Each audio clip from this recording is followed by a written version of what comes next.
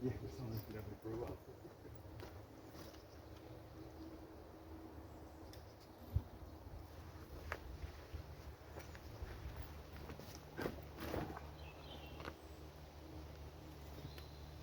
Jump off too. Hot hill.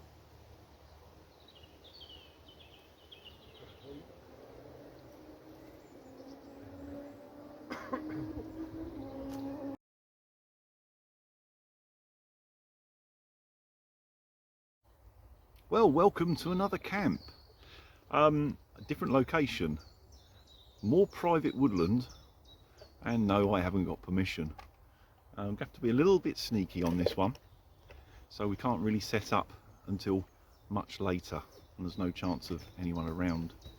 But I'm here with, let me turn that way, Roy. Hello. Roy's with me. Roy, otherwise known as the Scarecrow. Two of us haven't done a camp together for God knows how long, so it'd be nice to have a catch up. Setup wise, I'm going hammock, and Roy's going to do a tarp setup of some description, but no firm plans yet. It's, you know, it's sort of like early in the afternoon. We've got here just to sort of check out where we want to go, get some sort of idea, make a plan, and then we're just going to hang about and have a drink and whatever, waiting for the sun to go down a little bit, and also make sure there's no people. I say it's private woodland, although you do get people walking dogs in here, but I just don't want to get spotted and, you know, someone get on the telephone, oh, I've seen people camping. Bloody do-gooders. So yeah, that's the score. We're waiting for it to just basically settle down a bit. Right, this is the area we're going to use as base camp, because of these two fallen trees make handy seats, and also at the base of that tree, I don't know if you can see the burn marks on it, someone's obviously had a fire there before, so we'll clear that little area out, have a fire there, because the root ball will work as a windbreak, which would be quite handy. Just in the edge of the pines there, that's probably where we're going to set up, but not too early, because if I pick the camera up, excuse the wobbling, through the pines there, you can see the light patch the other side, there's a open field, that's sort of like the boundary, and that's where the footpath goes round the outside there. So it's not a public footpath, not officially, but local people, especially from the farm, I think, do, you know, come in here, walk their dogs and so on, so I'll be a little bit discreet because it's a bit close. Again, you won't be able to see, but just through there, just the other side of this thick bit, is where there is some farm buildings.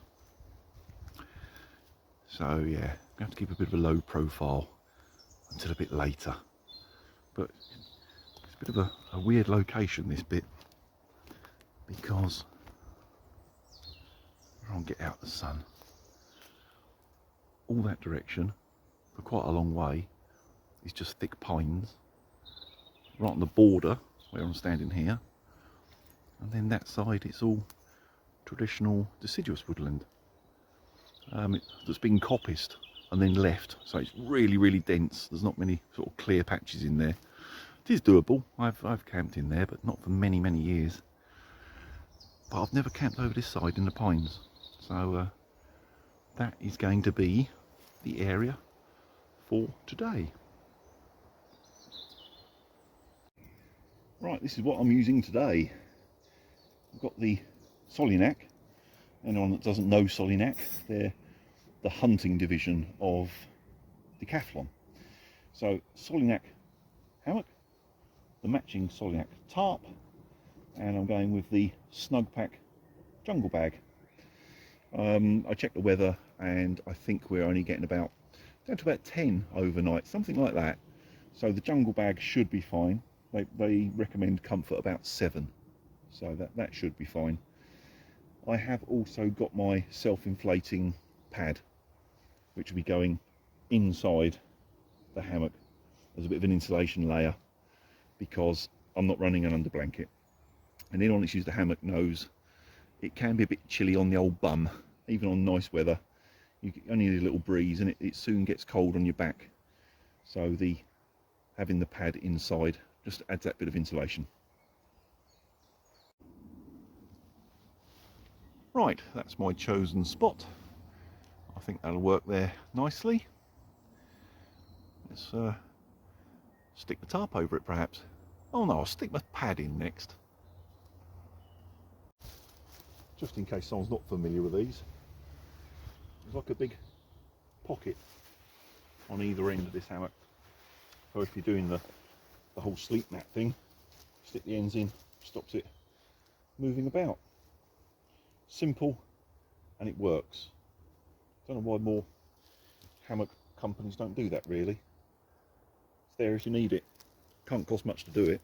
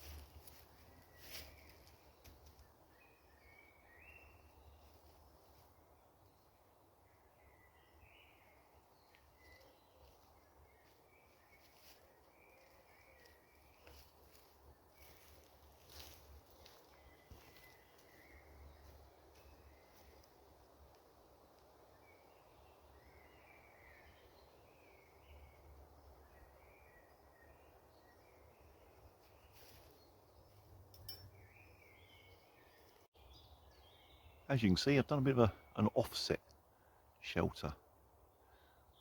It's one of the reasons I really like this Solinac tarp. They've been very creative with the loop placements. I'll show you. I'll take it a bit closer and show you. One of the reasons I like this Solinac tarp is how they've done the loop placement. Most standard tarps, you of course have your corners for a loop. You get a halfway loop, halfway down the side, and there's normally one halfway between your corner and your centre, which this has. Multiple loops, obviously, multiple setups. This side is set conventionally, as is its opposite side. But on the other two sides, they've moved this loop and its partner the other side in towards the centre loop. So you've got smaller gaps, which means you can, rather than ridgeline the centre, you can ridgeline just off centre, get a lot of coverage on one side and still have a decent roof on your short side. I'll take you around to the side and it'll be, easier to see. There's my normal centre loop. As you can see, the next one is quite close. 40 centimetres, something like that. It's not far off. So I've ridge lined here, and it's given me that bit of extra length this side, almost like using a 4x4 tarp, the amount of length I've got this side. But I've still got, as you can see, more than enough to cover the hammock. I don't think we're going to have rain anyway, but it's a precaution. But that does mean when I'm laying in the hammock with this side being shorter, I've got a nice view out. Should work nice. And there's the backside. So obviously if you had strong wind, rain blowing in or whatever from this side, you're going to stay lovely and dry. That works very well with that offset loop placement. I'm very impressed with it. The Solinac tarp has got to be my favourite of the moment, of the ones that I own at least. And they're not expensive. They're, I think, about 10 quid cheaper than the equivalent from DD and the such like. Well worth it. And the other thing, as well as the loop placement, the thing that does it for me is the fact that they've done the inside black, not white. So even if you've got quite an open type shelter, at a distance it just looks like a shadow rather than it being, you know, glaringly white. Yeah, I'm really liking this tarp.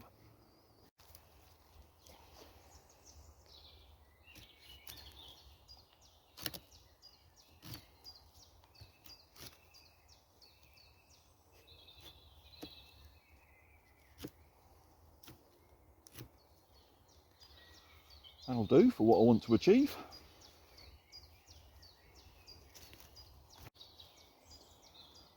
I'm not quite sure how well you make this out. That's just the top of my tent peg, my guy line.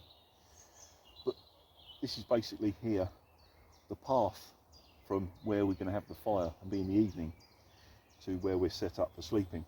And I know damn well in the dark I'm going to fall over that, guaranteed. So I'm just sharpening that stick.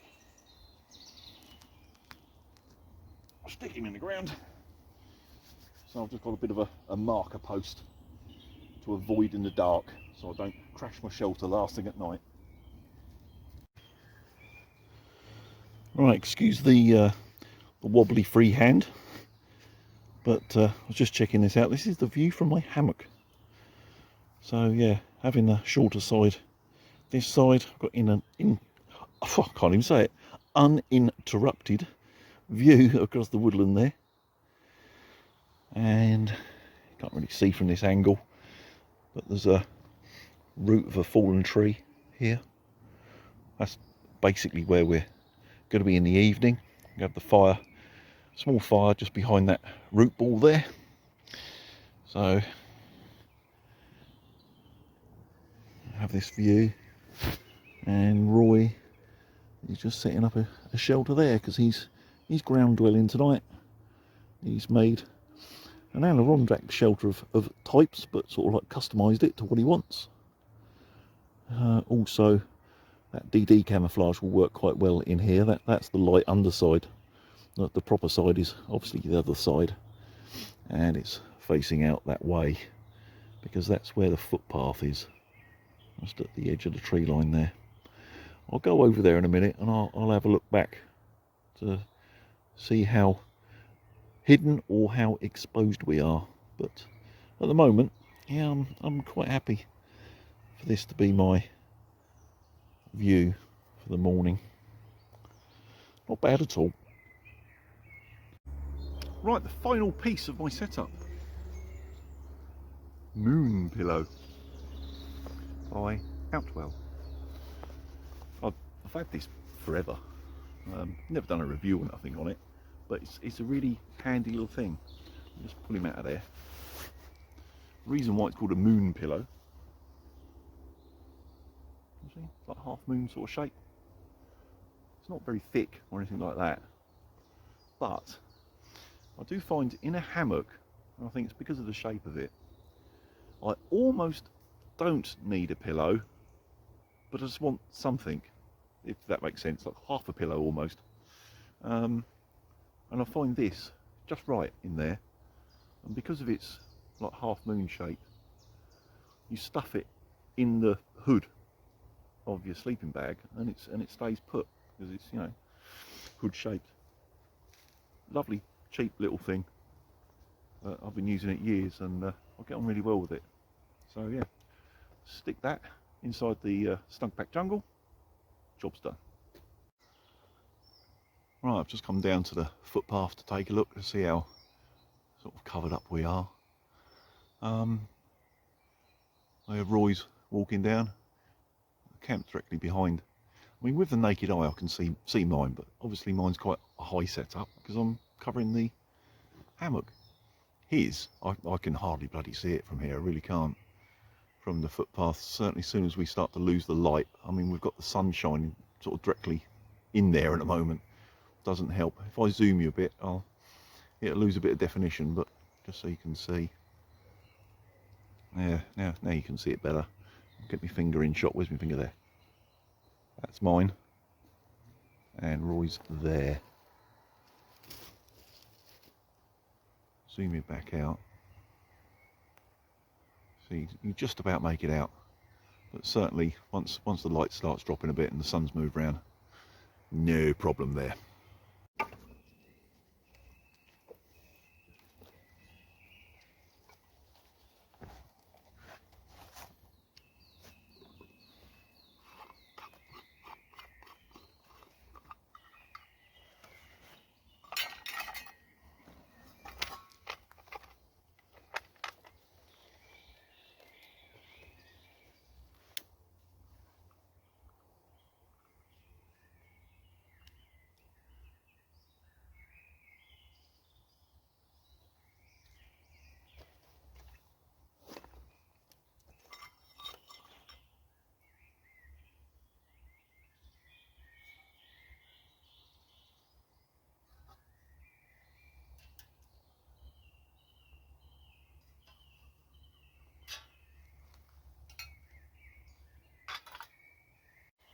Right, time for coffee. Yeah, cheers. And we've just had the first test of our camp location. Someone's just gone through walking a couple of dogs straight past, didn't see us. So success. Fairly confident. Yeah. Fairly confident now we'd be all right. But to be honest, it's really quiet. You would think a nice bright sunny day, people would be out and about. We've been here approaching 5 hours now. That is the first person we've seen, which, yeah, I was surprised. I thought there'd be more people about, but no problem if there isn't, really, is it? No. Indeed.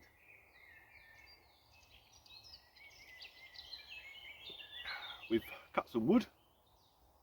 Not much, don't need a big fire because it's not cold. Mainly just to keep the mozzies at bay. Got the fire laid ready. That's ready to go. But don't want to sort of take the mickey too much, so we won't light that quite yet. We'll leave it a little bit later. But just depends on the mozzies. If they start to get annoying, it's getting lit regardless.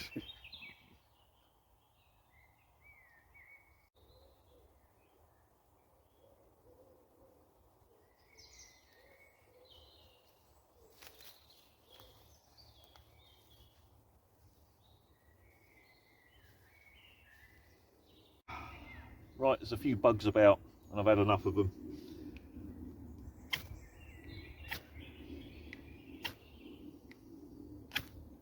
There she goes.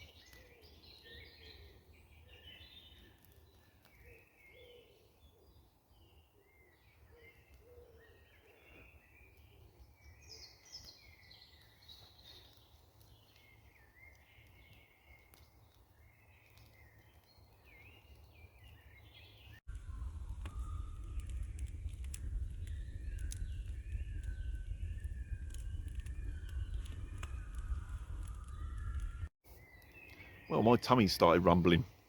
It's, hang on. Yeah, it's just gone 8 o'clock. No wonder I'm a bit peckish. Got something new to try.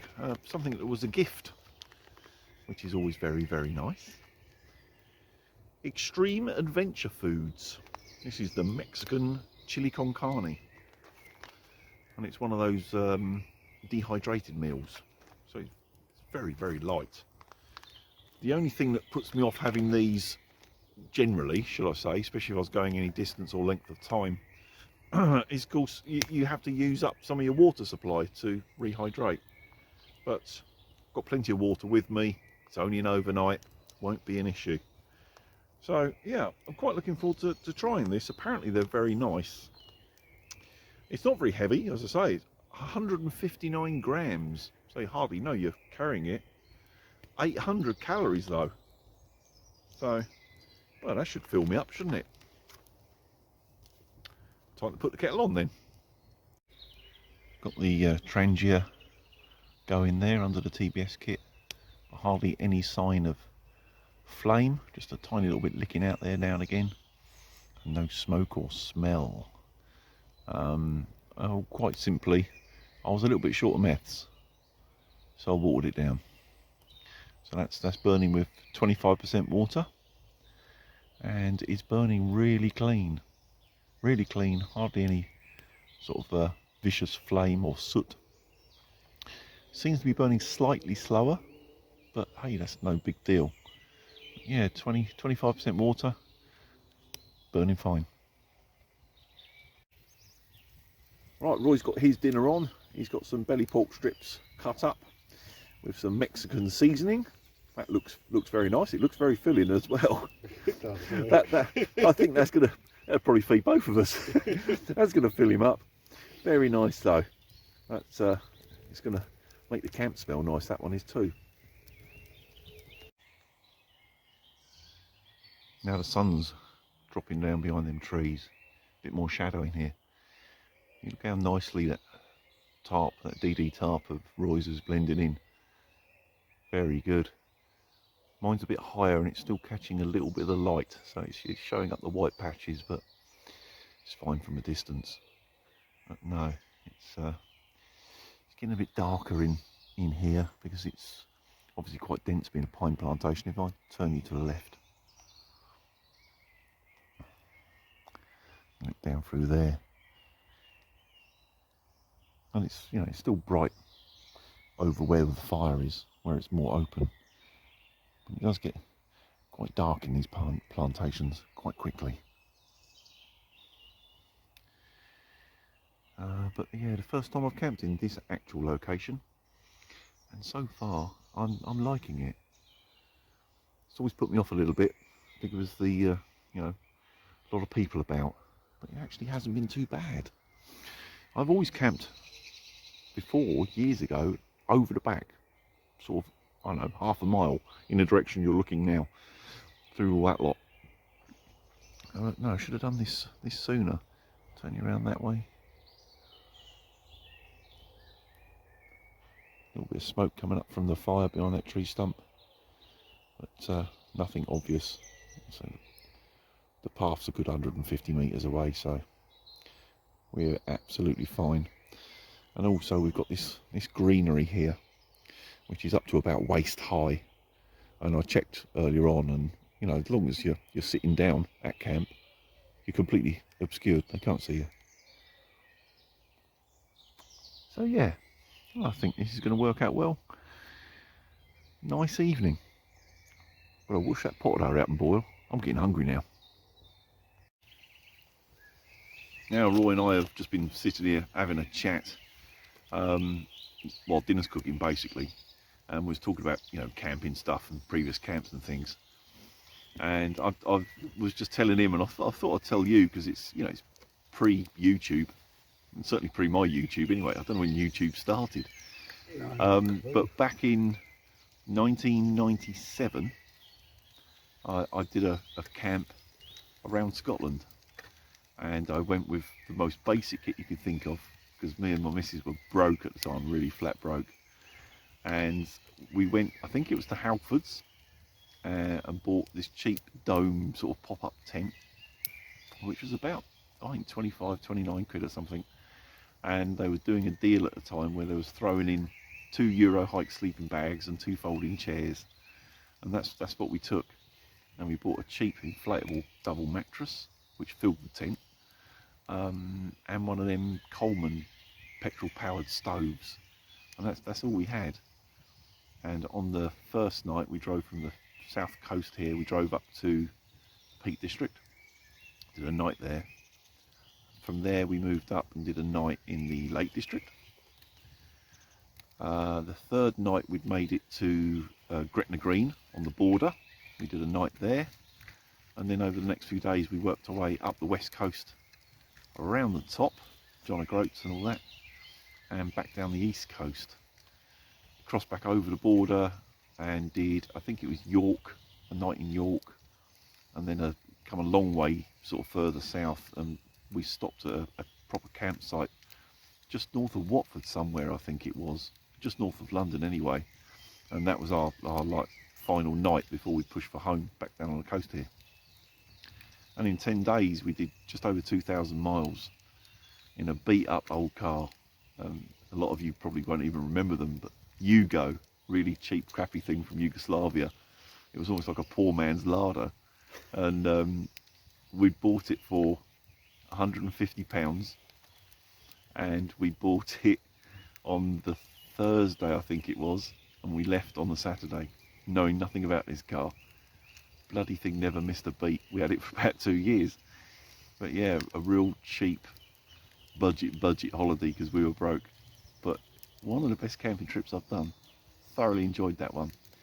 And what brought it up is I've still got a few bits of kit from that camp in '97 that I could, in theory, still use today. I've still got one of the sleeping bags. I've still got the Coleman stove. I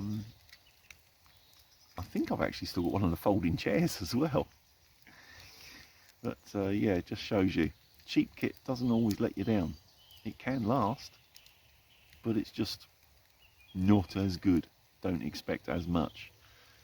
But decent summer camp, it'll do. Well, the meal's had its required waiting. Tell I've had a few beers, can't you? Waiting time. Let's have a look in there. Yeah, it looks all right. Bit sloppy. Might have put a little bit too much water in. It said 350 mils, something like that. I've got no measurement on my cup, so it was a bit of guesswork. And looking at it, yeah, I should have done a bit less, but let's have a bit of a sample.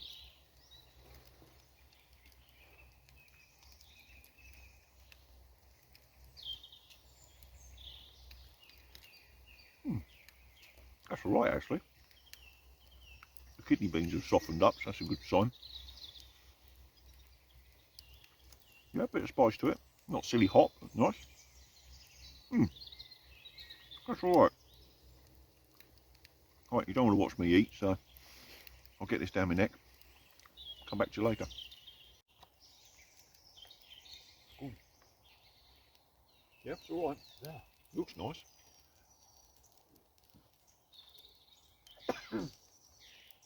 That's good.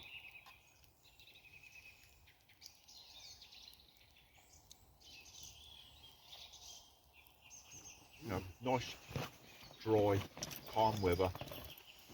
Sun going down. Birds singing. What you got? Oh, there was salsa. Yeah, whack some of that in.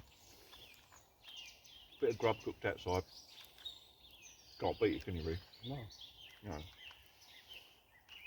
Well, it's not everybody's idea of a Saturday night, but suits me.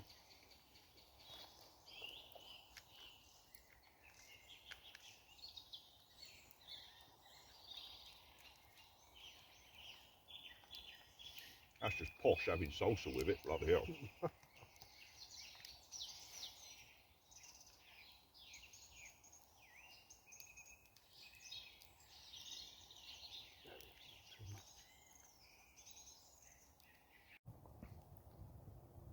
I was just saying to Roy, it's about 10 o'clock now. It's, you know, it's proper dark as such, but looking that direction from this little camp spot, we've got this nice big sort of like window in the canopy.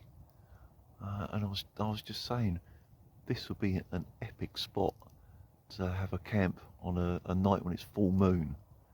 It would light up this little bit, bloody beautiful. It's like having a window in the side of the wood. It's really nice. I'm surprised, it's the camera's filming it, to be honest, because I've got no other sort of ambient light. And it is 10 o'clock. That's quite impressive. It's nothing to do with the sun setting or whatever, because that's looking north. And there's no built-up area in that direction either. So that's all just sort of like natural light. Looks really cool with the shadow of the trees and so on. We could just do with some stars. A couple, just put that tree over. Yeah, over on the left there's a couple, isn't there? But just not where I want them. Oh, not yet anyway. Yeah, not yet. Might see some later maybe, but I'll be interested to see the moon. Maybe that's why it's lighter over in that patch there. Maybe the moon's just over the horizon. That could be. Because it's sort of light there on the right, isn't it? Yeah. Light on it is on the left. So maybe the moon's on its way. We're well past full moon. It'll only be like a crescent or whatever. But yeah, looks nice anyway. It should still... Yeah, you should think so, wouldn't it? Be interesting. Right, it's time for bed. I'll just walk through from the sort of campfire area.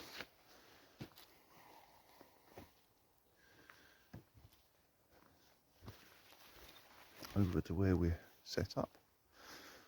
It's not focusing very well because it's not very bright.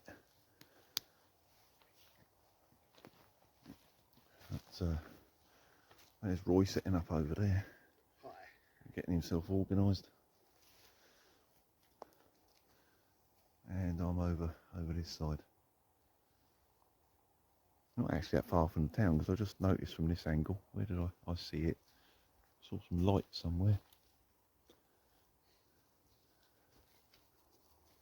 There's a light through there, which is the edge of the main road going into town. Where the street lights start, right on the edge of town. About a mile from here, that is. But you wouldn't know it. It's so quiet in here. Right, bedtime. Bedtime. And will it be warm enough in the jungle bag? First time I've done this without the underblanket. Because, the underblankets make a big difference. And will there be sufficient insulation from the self-inflating mat underneath me? I'm guessing yes. But who knows until you try these things out. Right. I'll see you in the morning.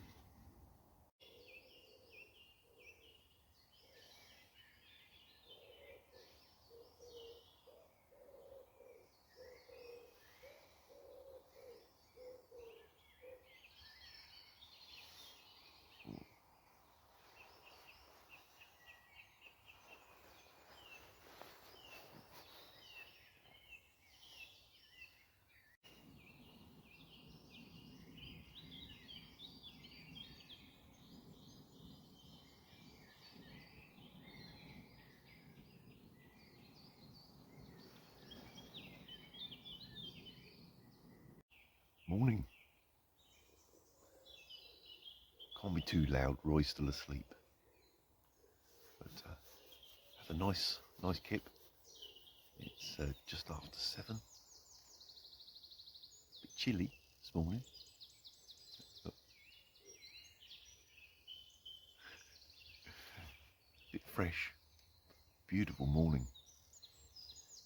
Looking out towards the edge of the woodland.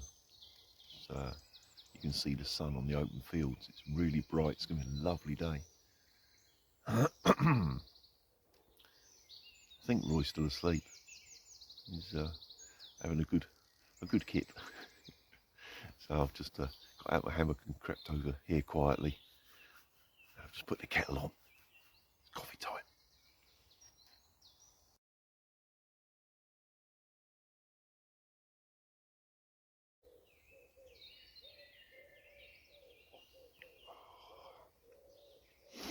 That's better starting to wake up a bit now. Oh dear, eh? Not a bad night. I slept okay. Only had to wake up once for a wee. It was about 3 in the morning or something stupid.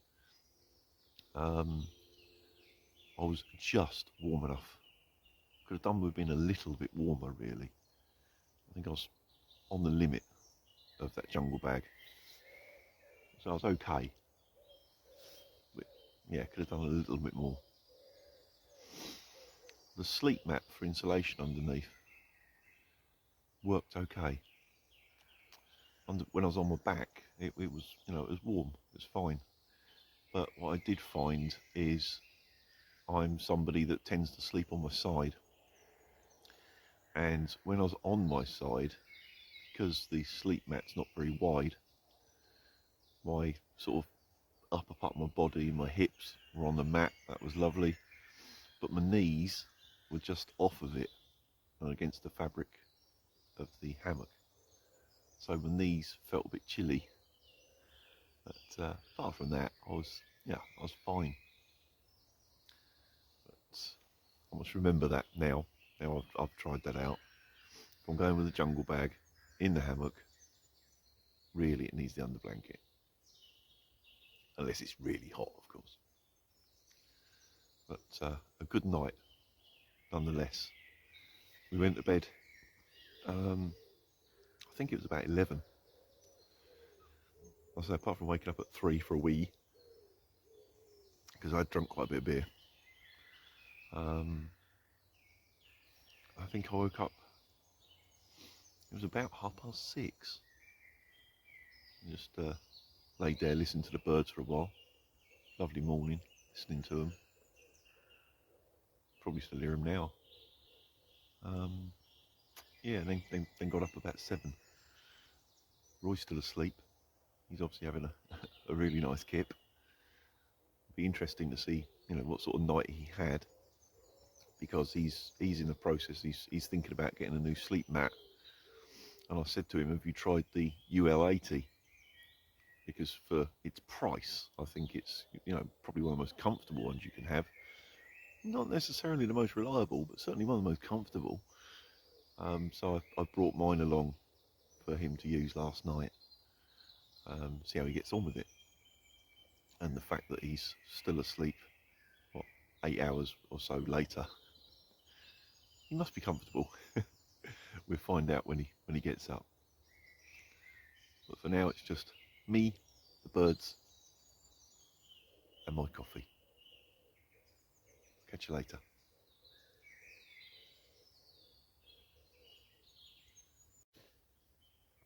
Right, welcome back. As you can see, Roy has surfaced. Hi. He obviously had a good sleep. Oh, I did indeed. Good, good. That's what we like to hear. Nothing like having a good sleep in the woods.